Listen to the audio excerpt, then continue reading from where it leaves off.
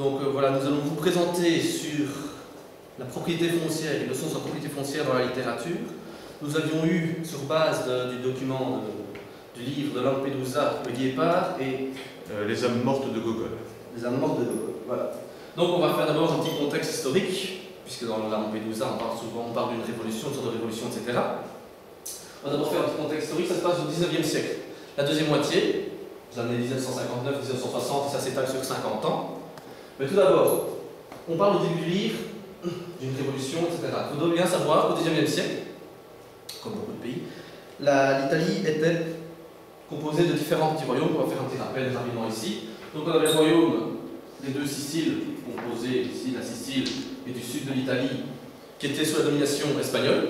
C'est là que ça se passe d'ailleurs. On a un autre exemple, le royaume de Piémont-Sardaigne, qui compose ceci plus ou moins, et la Sardaigne, important avec Victor Emmanuel II. Nous avons aussi au centre les États pontificaux qui sont dirigés par le pape Pie IX, pardon. Ensuite, il y a la Vénétie, la Lombardie, etc., sous domination autrichienne, etc. Bien pour vous dire que l'Italie de l'époque était morcelée. Ce n'est pas du tout un État unifié. C'est très tardivement, c'est vers 1870 que l'Italie, on peut vraiment dire qu'elle est unifiée. Alors on parle souvent, on parle pas mal dans le livre, le Guépard, d'un certain Garibaldi. Giuseppe, j'oublie son prénom. Giuseppe. Garibaldi, en général, il est assez connu. Giuseppe. Giuseppe, c'est ça, Giuseppe Garibaldi. Alors, qui était-il? C'était en fait un général, un politique et un patriote. Avec Victor Emmanuel II, dont je le rappelle, le roi du Piémont et Sardaigne, c'est deux personnes très importantes dans l'unification italienne. Alors, le nom de l'événement, le Risorgimento, ça s'appelle la résurgence, la renaissance, etc. C'est une sorte de révolution, en quelque sorte, qui veut unifier l'entièreté de l'Italie. Et, comme dit dans le livre, on suit souvent la vie d'une noblesse, d'une famille noble du sud de l'Italie actuelle, qui s'inquiète, puisque à la base, vous savez bien que les nobles sont les dominants, et qui commencent à s'inquiéter de leur sort futur. Donc voilà une petite idée sur le contexte de l'époque. Je vais laisser la parole à François pour les extraits. Oui. Donc ici, nous allons maintenant travailler sur toute une série d'extraits qui ont été tirés de l'œuvre de Gogol, c'est-à-dire les âmes mortes. Alors je vais peut-être revenir aussi sur un petit contexte historique, bien qu'il ne soit pas très intéressant à avancer, vu que Gogol lui-même ne fait pas référence à des dates particulières. Dans son livre, c'est très simple, il est écrit le 25 mars de l'année 1800, et on n'a pas la date précise. Alors, on pourrait avoir une petite idée de quelle période il s'agit, vu que les âmes mortes ont été rédigées dans les années 1830-1840.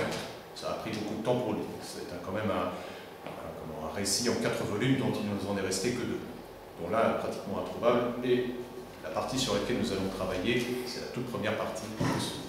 Okay.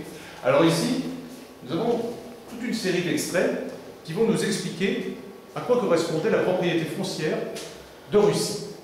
Alors, je vais demander à quelqu'un de lire le premier extrait. Qui se dévoue? Céline? Céline ici? Depuis combien de temps avez-vous remis aux autorités la liste de recensement de vos serres? Il y a longtemps, à vrai dire, je ne me souviens pas. Et depuis ce jour, combien avez-vous perdu de serres? Ok, donc ici, c'est un petit dialogue entre le héros de l'histoire, un certain Ivanovitch Tchitchikov, qui va voir un maître, le maître d'une propriété foncière, dans le but. Qu'est-ce qu'il nous dit l'extrait? Qu'est-ce qu'il fait? Il parle d'une liste de recensement pour les serres. D'accord, donc en fait, il se renseigne à propos des serres. Donc, un premier élément qu'on peut mettre dans ce tableau, on voit qu'il y a l'existence de quoi dans un premier temps? De serres. Il y a l'existence des serres. Quelqu'un peut me rappeler ce que c'est qu'un cerf? C'est un paysan non libre.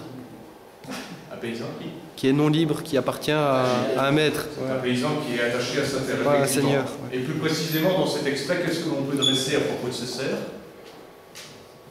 Il le dit dans le texte, dans la toute première... Il y a un recensement. Exactement, on fait les recensements des cerfs. Donc, le cerf et les recensements. Ok. Déjà 2 éléments. Donc, il faut savoir que la Russie a énormément travaillé avec le servage, même à une époque aussi tardive. Même au XVIIIe siècle. Le servage a été principalement aboli en Europe bien auparavant.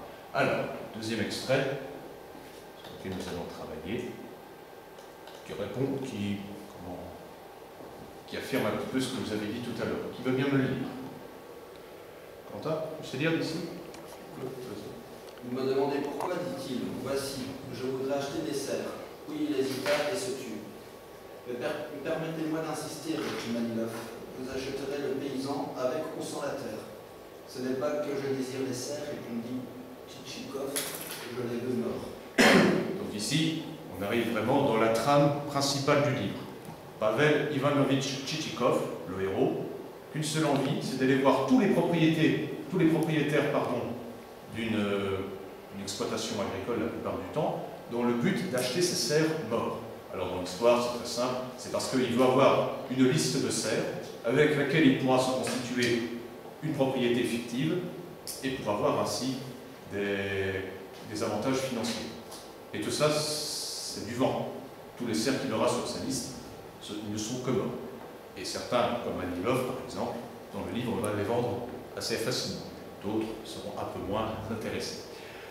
Alors donc, qu'est-ce qui ressort de cet extrait? On l'a dit tout à l'heure. Qu'est-ce qu'ils nous dit? On parle de quoi à peu près? Des cerfs. On parle encore des cerfs, tout à fait. Et qu'est-ce que Manilov pose comme question? Si il désire les acheter avec ou sans la terre. Voilà, tout à fait. Donc, on en revient encore à la précision que vous m'aviez donnée à propos des cerfs. Les cerfs sont donc des paysans attachés à leur terre. On peut les acheter avec ou sans la terre. Donc, acheter le cerf, ça implique aussi qu'on peut acheter la terre à côté. Donc, attachement à la terre. Ça, c'est encore autre chose. Ok? À la terre. Ouais, Écrit la main. Hop. Bon, les Attachement à la mort. attachés à la mort, hein. C'est les âmes mortes. C'est pas évident à lire, c'est un style assez ancien. Alors, troisième extrait qui me parle cette fois-ci. Là, on a plus parlé, comment on pourrait appeler le phénomène de la relation entre le maître et le cerf. Ça porte un nom particulier, je ne suis même pas sûr qu'on le voit en secondaire. Ce sont les rapports de production. Donc, à chaque fois, on faisait une petite allusion les rapports de production entre les paysans et les seigneurs au cours du Moyen-Âge, on avait étudié tout ça. Voilà, on a les cerfs. Alors les cerfs en Russie, ils portent un nom particulier. Et on va le voir tout à l'heure. On va le voir normalement ici. Oui, on le voit. Alors, troisième extrait qui, lui, nous parle vraiment plus particulièrement de la constitution même d'une propriété foncière de cette époque. Qui veut bien me le dire? Patrick, tu termines par là, je t'en prie. Donc, des poutres lourdes et larges avaient été... Hein? Vous êtes étonné que je m'applique, non? Des poutres lourdes et larges avaient été employées pour les écuries et les engrais. Les cuisines comme si elles devaient défier le temps, les ibas des... Isbas des mouillés,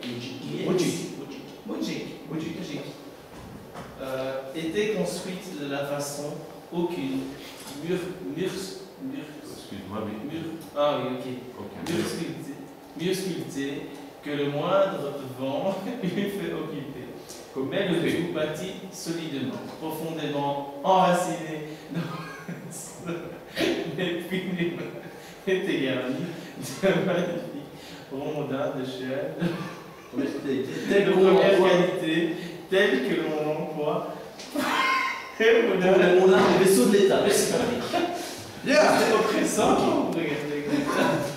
Qu'est-ce que ça doit être à l'examen alors, hein? Alors, ici, nous avons l'ensemble, plus ou moins une partie des bâtiments que l'on pouvait constituer une propriété foncière de cette époque. On peut les reprendre les uns après les autres. Qu'est-ce que nous avions par exemple dans une propriété foncière russe au XIXe siècle, dans sa constitution? En tout premier lieu. Des écuries. Des écuries. Alors ces écuries pouvaient servir à qui? Pour les chevaux. Pour les chevaux, et ces chevaux, vous pouvez les utiliser à quelle fin? Pour les chevaux. L'agriculture. Pour l'agriculture, entre autres, et puis aussi pour les chevaux. Transport. Transport, effectivement, puisque à cette époque, la voiture, on n'avait pas encore inventé. Et quoi d'autre aussi? Ça, c'est plutôt les écuries impériales dans les écoles militaires. Certes, un petit seigneur, il va avoir des écuries. Éventuellement, mais aussi tout simplement pour celui qui est au-dessus, les chevaux du maître. Mais aussi, vous pouvez en disposer, ce sont 16 écuries de toute façon. Alors, quoi d'autre? Pardon? C'était dans ce sens-là que j'entendais. Ah oui, d'accord. On disposait à ce moment-là, c'est pas grave. Ouais, ok, ça va, merci. Alors, quoi d'autre? Des cuisines. Les cuisines. Des hangars. Il y a les hangars et les cuisines. Bon. Alors, ces hangars, à quoi ça sert un hangar? Entreposé. Entreposer quoi, par exemple? Des céréales. Toutes les récoltes, la plupart du temps. Ce sont les récoltes qui sont entreposées dans les hangars. Les machines aussi, mais bon, là, c'est Non, c'est pas vraiment le même. plutôt. En Russie, pas encore. Ouais, non, pas. C'est surtout Les hangars. ustensiles. La production. Oui, c'est ça.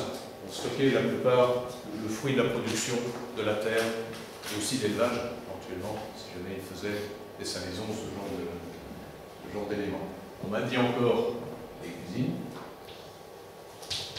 Alors attention, les cuisines de qui? Du paysan ou du seigneur? Enfin, du maître. Est-ce que vous croyez que les cuisines servaient aux paysans? C'est les paysans qui travaillent dans les cuisines pour les maîtres. Non, pas vraiment. C'était des professionnels, hein. C'était des cuisiniers professionnels. Mais ces cuisines, ce que je vous demande, est-ce qu'elles profitaient aux maîtres ou aux paysans, les cuisines? Au maître. Au maître, surtout au maître. Le paysan, c'est comme au Moyen-Âge, il se débrouille de son côté. Il a aussi son petit lopin de terre et il travaille la terre pour pouvoir survivre et subsister parce que la production, elle, vous me l'avez dit tout à l'heure, la production, elle va En cuisine. en cuisine, mais auparavant Dans les hangars. aussi. Alors il y a un autre élément qui constitue la propriété foncière de cette époque. Les isbas. Les isbas. Qu'est-ce que c'est qu'une isba? C'est une maison. C'est une petite maison. Petite maison assez rustique, vu que le toit est encore en chaume dans la plupart du temps. Et les isbas, elles appartiennent à qui? Au moudjik ou au cerf. C'est ça. Donc en fait, le cerf, en russe, ça se dit moudjik. Les isbas, notez que ce sont des maisons. Inutile de vous dire que c'était très difficile de vivre dans ce genre d'habitation. C'est vraiment les petites chaumières du paysan qui ne débordent pas de luxe. Et il y a peut-être encore un dernier élément.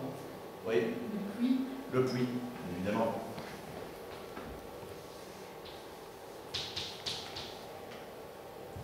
Un puits qui peut servir à quoi? Puiser l'eau. Pour l'eau, effectivement. Est-ce que vous pensez que... Mais l'eau, pourquoi faire dans un premier temps? Pour arroser les cultures. Arroser les cultures. Quoi d'autre? Pour boire.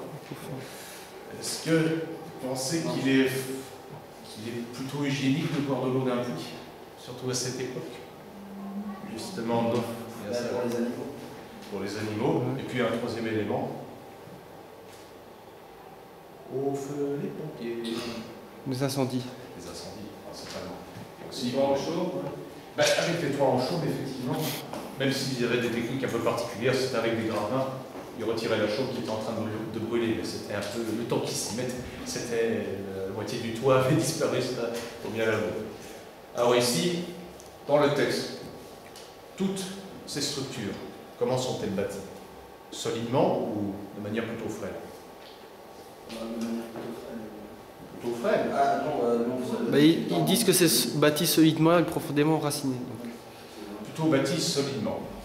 Alors, est-ce que d'après vous, est-ce qu'il y aurait des propriétés foncières qui disposeraient de bâtiments aussi solides?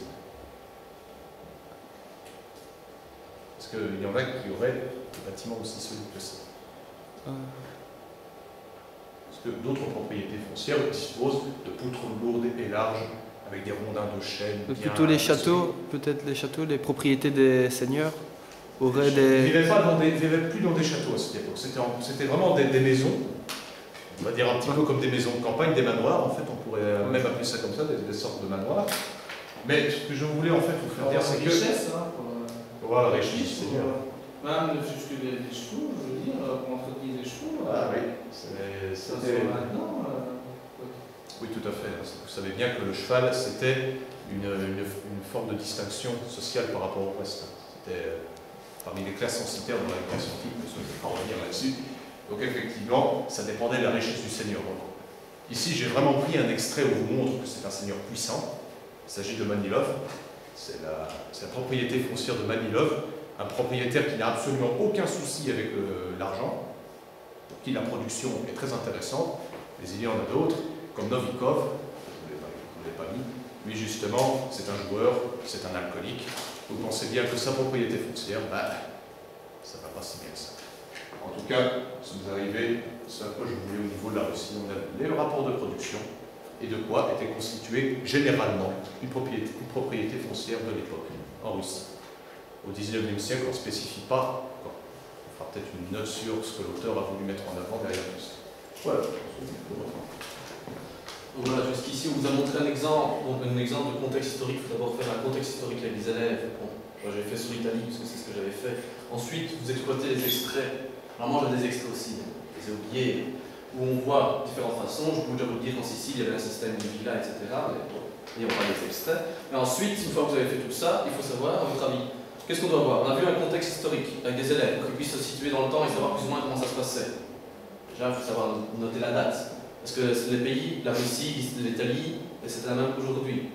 En plus, on parle dans le livre, dans les extraits, on parlait souvent de Garibaldi et de la révolution, entre guillemets. On parle exactement ça, mais ensuite, on a les extraits, et après, qu'est-ce qu'on doit faire pour savoir si on peut utiliser ces extraits vraiment pour un cours, pour donner un cours? Voir si on trouve le contexte dans ces extraits. Le contexte, on l'a fait brièvement ici. François aurait pu faire aussi sur la Russie, mais on a un peu divisé le truc. Enfin, le contexte historique, on utilise les extraits du livre, et ensuite après aux élèves. Mais est-ce que ces extraits déjà ils sont bons? Est-ce qu'ils sont exploitables? Je te disais la critique historique. Voilà, la critique historique plutôt, mais le livre, il est apparu comme ça, il n'y a pas quelque chose. Étude de l'auteur, Voilà, ça fait partie de la critique historique. Oui, ça fait partie, mais je veux la précision. Voilà, d'accord, l'étude de l'auteur. Donc ici, on va faire l'étude de l'auteur au niveau du livre Le Guépard, il y a aussi un livre d'ailleurs, un film, pardon. Donc on peut aussi exploiter le film avec les élèves, ça pourrait être plus interactif. Donc, alors, il y a un nom assez spécial. Alors, Le Guépard a été écrit par Giuseppe encore, Tomasi di Lampedusa.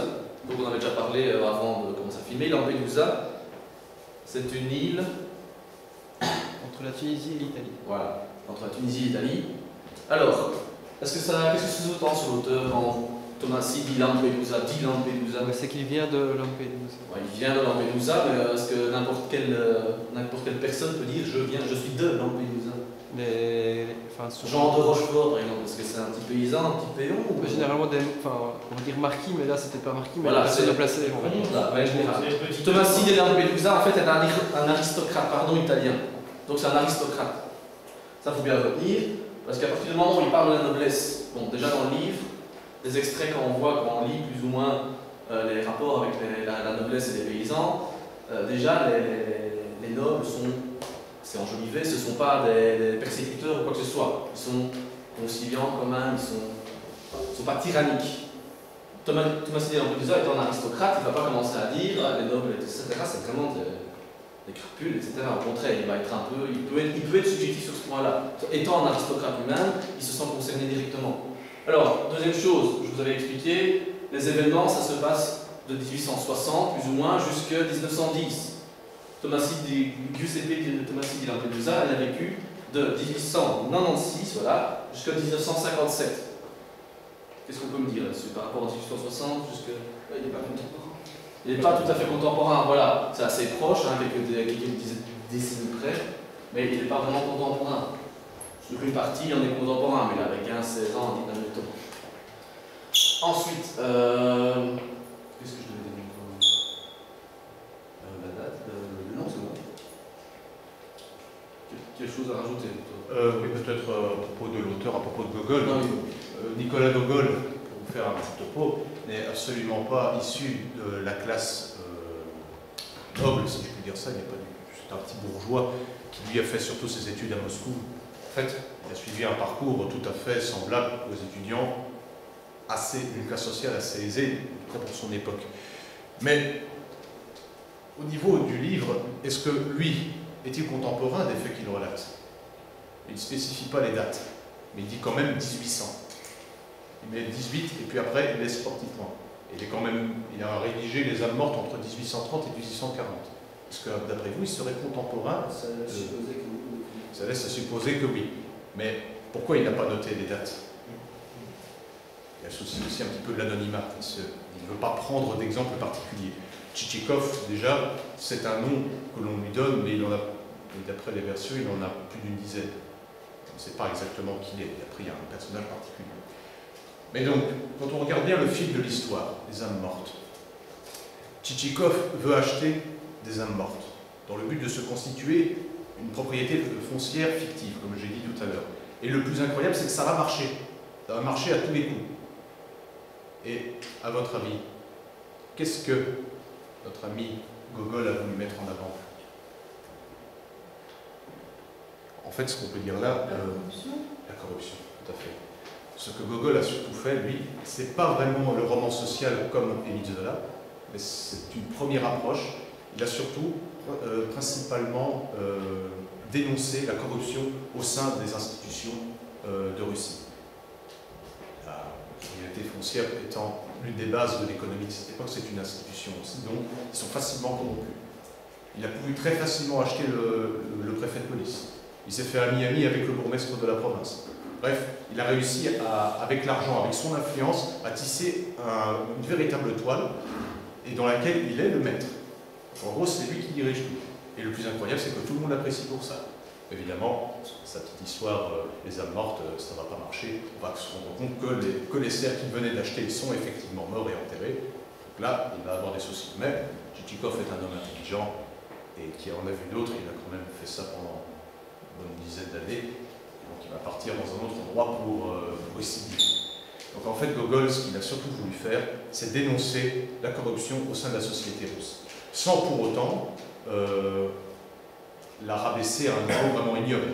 Parce que à la fin de chaque chapitre, quel que soit le phénomène, l'événement, il en fait vraiment l'éloge. Mais c'est surtout au niveau de la culture et de ce qu'il appelle l'âme russe. Donc les autres Russes sont très hospitaliers, nous avons un grand sens de l'humour, bref, c'est vraiment la culture qu'il défend. Il est très patriote, mais il dénonce les institutions pourries de son époque. Voilà, c'est surtout ça. Et il y avait une deuxième œuvre que j'avais vue, qui s'appelle Le Révisor. Le Révisor, donc en fait, un réviseur, comme son nom l'indique, c'est un inspecteur de l'empereur. Et il partait dans toutes les provinces pour voir comment ça se passait. Et dans Le Révisor, qu'il a sorti en 1850, je crois, qui a été une pièce de théâtre, qui a été très mal accueillie parce que c'était très porteur de vérité.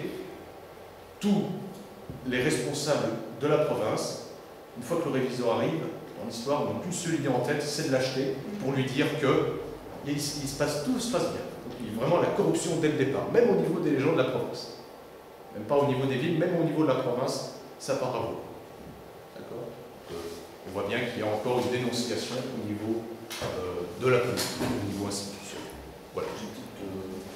Deux petites précisions, c'est ça que j'ai oublié de vous dire, c'est le livre de Giuseppe aura été publié après sa mort, en 1958, il meurt en 1957. Et petite précision, je ne sais plus si j'avais dit le nom, Victor Emmanuel II, ce sera le premier roi d'Italie, l'Italie unifiée. D'accord? Pendant la Risorgimento avec Garibaldi, finalement, à la fin 1870, l'Italie est unifiée et Victor Emmanuel II devient le premier roi d'Italie. Sinon, pour moi, c'est fini. Voilà, donc j'ai entendu et vu vos deux prestations, vos deux François Ledan et Manuel Wegen. Ce sont des prestations assez inégales. Hein, je veux dire, il ne s'agit pas ici de comparer, mais il se fait que vous l'avez fait ensemble. Donc, inévitablement, comme c'est le même sujet, on peut faire une comparaison, même si ce n'est pas mon but. Alors, je vais commencer tout d'abord par François Ledan. Alors, François Ledan, manifestement, a lu de manière attentive Les âmes mortes de Gogol, et il est parvenu à choisir 3 extraits. Il n'en fallait pas plus d'ailleurs, parce que sinon, ben, voilà, on n'aurait pas eu le temps de les analyser, ça c'est une chose. qui étaient assez, comment dirais-je, pas spécialement représentatifs de l'œuvre, mais sur lesquels il y avait moyen de travailler pour montrer dans quelle mesure un roman peut être, en tant que source littéraire, peut être une source précieuse pour étudier l'histoire, d'autant plus que, comme il a dit, l'auteur est contemporain des faits. Donc, un historien, même de l'époque contemporaine, ne doit pas négliger les sources littéraires. Donc, même pour étudier notre époque, eh bien, il ne faut pas se limiter aux journaux officiels, il ne faut pas se limiter à la presse, il ne faut pas, on a abordé les chansons, on a essayé de travailler sur des sources de nature différentes. Enfin, j'ai essayé, vous vous souvenez, quand on a travaillé donc, juste avant les vacances de Pâques, j'ai essayé de faire le tour du maximum de sources possibles. Mais les sources littéraires sont très utiles. Hein. Pour le 19e siècle, il est bien connu que Balzac, Victor Hugo et Zola sont des sources de premier plan pour connaître l'histoire de la vie sociale, vue suivant des angles différents. Mais même pour le 20e siècle et le 21e siècle, la littérature, les romans restent très importants, ne fût-ce que pour connaître l'ambiance générale, les mentalités. Évidemment, vous n'aurez pas peut-être des informations économiques très importantes. Là, vous avez des sources qui sont évidemment beaucoup plus rentables de ce point de vue-là. Mais en tout cas, je crois que pour l'histoire des mentalités, la littérature reste une source essentielle. Donc, je trouve qu'il a bien abordé le sujet de ce point de vue-là. Ce qui aurait peut-être été intéressant, ça aurait été de montrer dans quelle mesure, avec des élèves qui sont en deuxième secondaire, en tout cas, même si c'est un cours qui se fait éventuellement en troisième ou quatrième, hein, peu importe, qu'à partir des enquêtes, et en particulier l'enquête numéro 5, qui porte sur les campagnes au Moyen-Âge et des temps modernes en Europe occidentale, peut-être insister sur le fait qu'on peut utiliser ces acquis de ces enquêtes on peut les transférer pour étudier d'autres situations historiques dans le monde à d'autres époques. Parce que chaque société n'avance pas au même rythme, et donc ça aurait peut-être été intéressant que tu fasses peut-être un parallèle par rapport aux prérequis des étudiants ici dans la classe, qui savent quand même comment fonctionne une seigneurie au Moyen-Âge, pour montrer un petit peu en quoi il y avait des ressemblances et des dissemblances par rapport à la situation que les paysans ont connue chez nous 5 siècles plus tôt. Hein? Donc ça aurait été intéressant, parce que l'une des compétences, vous vous en souvenez, peut-être c'est la compétence, je crois, numéro 8, si mes souvenirs sont bons, dans les socles de compétences, c'est apprendre aux élèves à transférer une manière de réagir par rapport à des documents ou par rapport à une situation historique pour être capable de transférer dans une autre situation. Vous vous souvenez, c'est la dernière des compétences qui a été mentionnée. Donc, ça aurait peut-être été intéressant de mettre en évidence et de faire un lien par rapport à ça. Ceci dit, je vois que tu as bien travaillé, dire, par rapport à la préparation, je dirais, intellectuelle et scientifique, mais pédagogiquement, tu aurais peut-être pu aller plus loin. Bon. Ça, c'est une chose. Maintenant, j'en arrive à l'autre François Van der Weggen, et je lui dirais tout d'abord qu'il est quand même, enfin, je trouve ça grave, hein, tu serais devant une classe, et puisque tu es encore en stage, tu sais comment ça va, arriver devant une classe et dire « Ah ben, excusez-moi, j'ai oublié mes documents à la maison. » Qu'est-ce qui se passe? Ben, t'es coincé. Parce que du coup, comment peux-tu travailler? Ou bien tu fais un cours ex cathedra, alors fais un bon cours ex cathedra, ce que tu n'as pas fait vraiment ici, parce que dans la colonne Sicile, bon d'accord, tu n'as pas d'extrait, mais tu aurais pu expliquer un petit peu, au moins, même sans le roman sous la main, même sans texte projeté sur l'écran, quelle était la situation des paysans siciliens, et faire un parallèle avec la Russie, puisque François Ledan expliquait, voilà, il y a des Mougis qui vivent telle situation, mais en Sicile, est-ce qu'il y a encore des serres, est-ce que ces paysans vivent la même chose, est-ce que leur situation est plus grave, moins grave par rapport aux paysans de Belgique et de France, par exemple, avant la Révolution française? C'est ça qui aurait été intéressant, de voir un petit peu comment, même oralement, sans les documents, comment est constitué un grand domaine foncier en Sicile.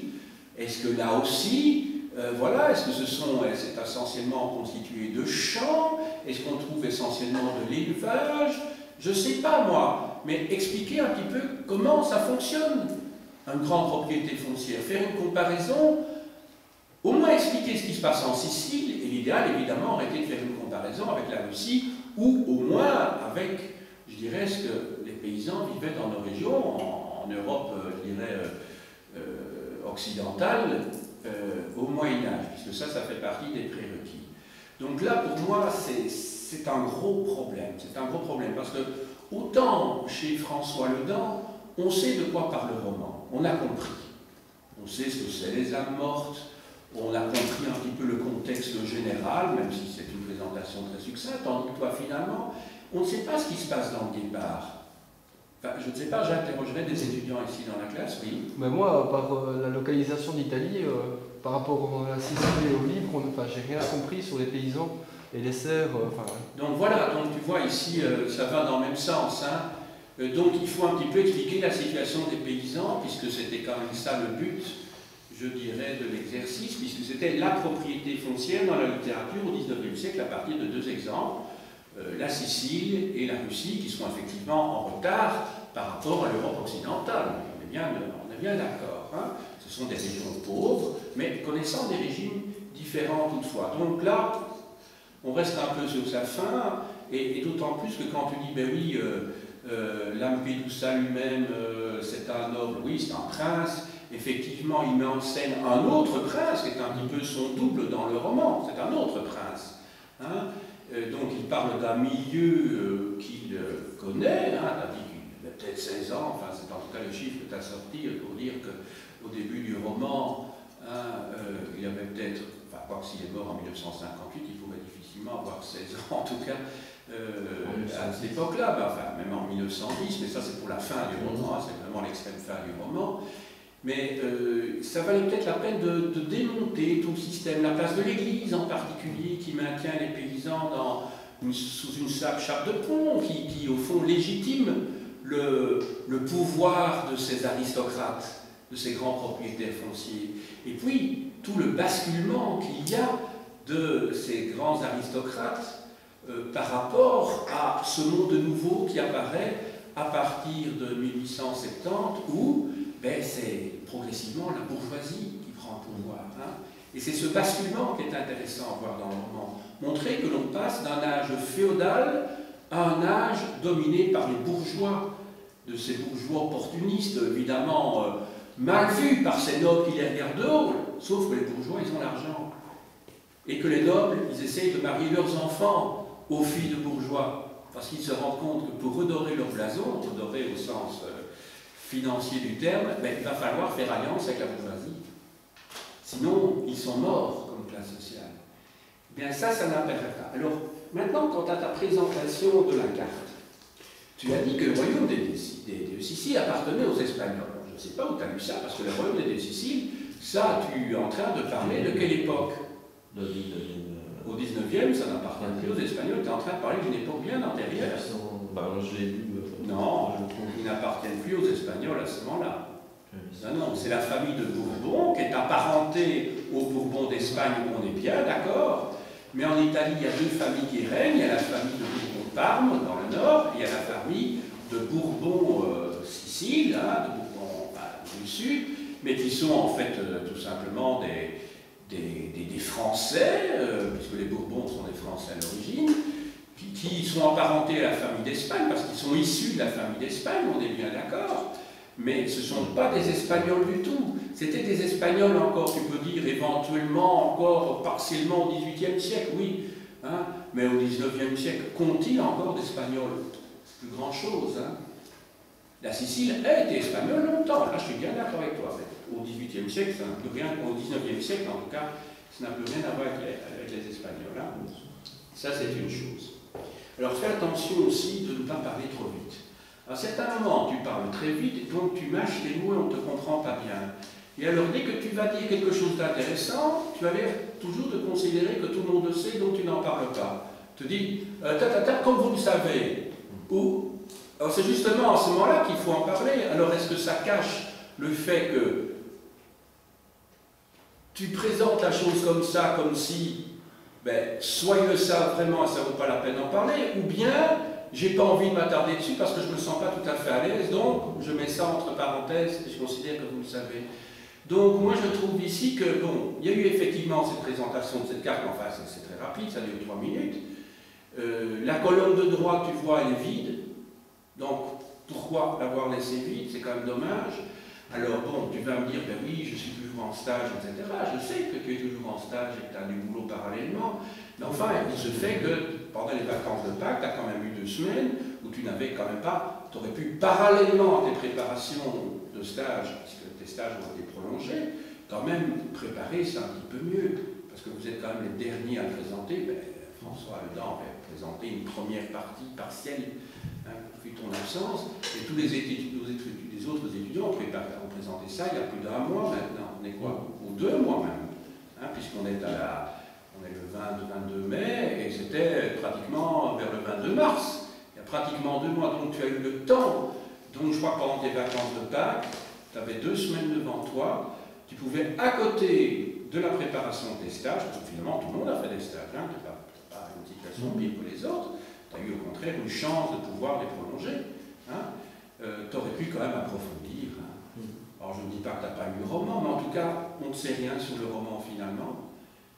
On ne sait rien, presque rien de la situation des paysans siciliens. Et je trouve que c'est dommage, parce que, comme on a vu quand même, le Moyen-Âge, et vous l'avez enseigné quand même, pour beaucoup d'entre vous, la seigneurie au Moyen-Âge, c'est l'enquête numéro 5 pour les campagnes au Moyen-Âge. Je trouve qu'il y avait quand même moyen d'en retirer des éléments. Donc je trouve ça dommage. Voilà. J'ai dit.